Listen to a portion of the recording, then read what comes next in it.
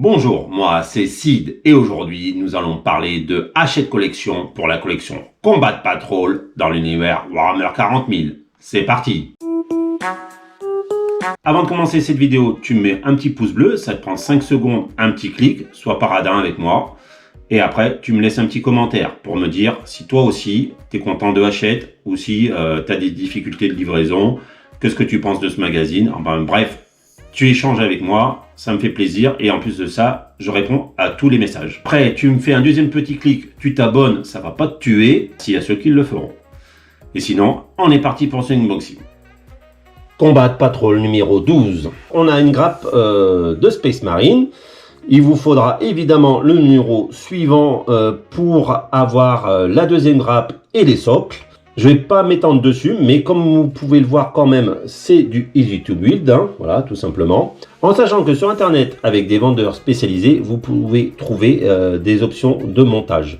Je vous laisserai vous-même trouver ces revendeurs. C'est pas bien compliqué. Du moins, moi, c'est ce que je vais faire afin d'avoir plus de configuration sur mes Terminators. On est parti pour la lecture de ce magazine.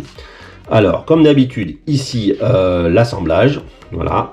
Il n'y a rien de particulier, hein. Comme vous pouvez le voir, c'est du easy to build. Donc, il vous faudra quand même attendre le prochain numéro pour monter vos Terminators ou vos Totors, suivant comment vous les appelez. Un peu de lore, alors ces Space Marines là, vous ne les avez pas, mais sont très jolis, malgré que ce soit des ultramarines, ce qui n'est pas ma faction de cœur, c'est quand même, il faut reconnaître quand même qu'ils sont jolis. Ici, la présentation de quelques armes. Une présentation des Space Marines d'assaut. Donc là, ici, vous les avez tous, mais ils ne seront pas dans la collection Hachette Collection. Ici, Titus, des Space Marines 2. Et ici, encore des armes. Alors, à chaud, je peux vous dire que le lore, il n'est pas fourni. Voilà, ça, je trouve ça dommage. Après, savoir, j'aurais préféré, vous voyez, là, il y a 2 pages d'armement. Ouais, ils auraient pu en faire qu'une et nous foutre un peu de lore. Voilà.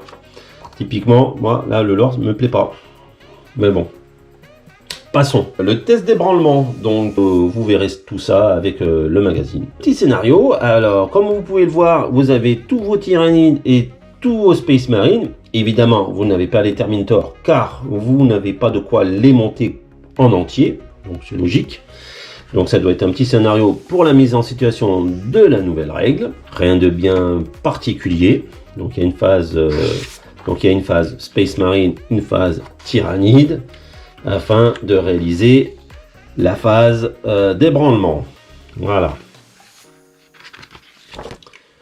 Voilà. Space Marine et Tyrannide.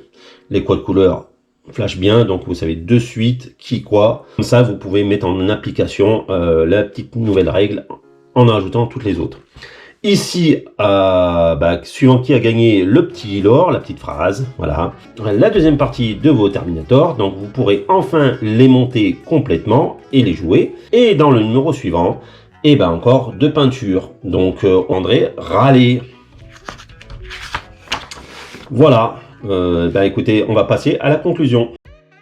Quoi te dire sur ce magazine? C'est un magazine en demi-teinte. En effet, si tu n'as pas la chance d'avoir un buraliste qui te les met de côté, et le prochain numéro, il faudra être rapide pour le choper, car tu risques d'avoir qu'une partie de tes Terminators et te retrouver le bec dans l'eau pour finir de les monter. Pour ce qui est à l'intérieur du magazine, je ne vais pas épiloguer. Tu regardes ma vidéo correctement et tu sauras ce que j'en pense. Sache quand même que je trouve dans son ensemble le magazine moyen. Nous verrons bien au numéro 13 si ça change, mais honnêtement, c'est déjà des trucs tout pré-faits, donc ça sera à peu près identique à ce numéro-là. Donc il y a peu de chances que je sois ébahi par le prochain magazine. Qui est du numéro 14, et c'est pareil, vous allez m'entendre aller, car je pense qu'il sera identique au numéro 11 que nous avons eu, et je vous dirai forcément que ce numéro ne vaut pas le coup. C'est tout pour cette vidéo. Sache qu'il n'y a pas que Warhammer dans la vie, hein. Il y a du Infinity, il y a plein d'autres choses, il y a StarCraft qui va sortir début d'année prochaine, et la qualité des figurines, vu que ça sera le même fournisseur que Conquest, elles sont ouf les figurines, voilà. Après, il faudra aimer l'or, mais ça, c'est un autre débat. Moi, personnellement, si je n'accroche pas au l'or, je n'accroche pas aux figurines, même si elles sont jolies. Voilà, cette vidéo est à présent terminée. Sache que je fais d'autres vidéos sur d'autres jeux, il n'y a pas que Warhammer dans la vie, hein. Je t'invite à aller jeter un coup d'œil, merci à ceux qui le feront, et sinon je te dis à bientôt.